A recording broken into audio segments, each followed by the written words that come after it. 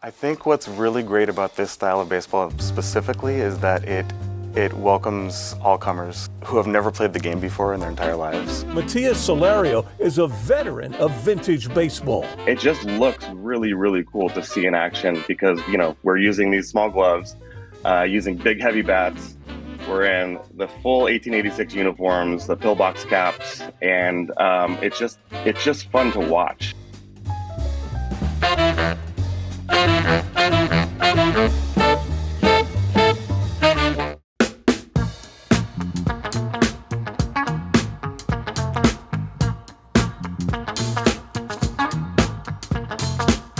So 1886 was the year that the Spalding rules for baseball came out, which really laid the foundation for the modern game.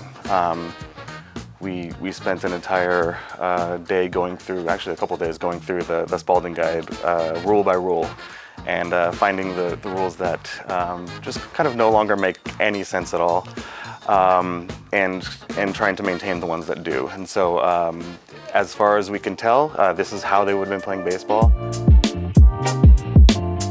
I think what's really great about this style of baseball specifically is that it welcomes all comers, and you have players who have never played the game before in their entire lives coming out to experience the history of it, maybe add a bit of a fantasy aspect as well.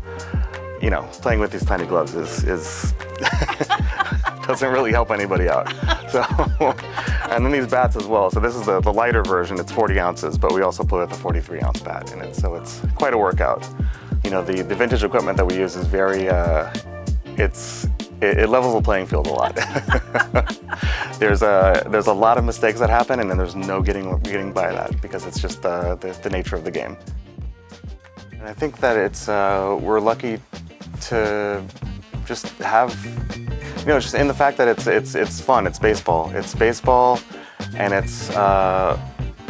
has a lot of local identity applied to it, and I think there's a lot of local identity to come out of it too with the stories we're trying to tell, and so it just feels, if events come up or we'd like to travel somewhere and showcase our brand of ball and tell our stories, that's something we could do year-round as well. In addition to inviting clubs to play us here, because I think it's an enticing, especially the fact that we play in the winter and it's most clubs off season.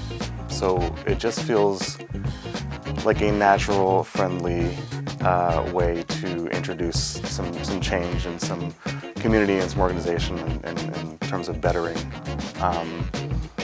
understanding, just community spaces, community groups. There's just all kinds of things that can come out of this, and I'm just really excited to see where this is going to go in the future.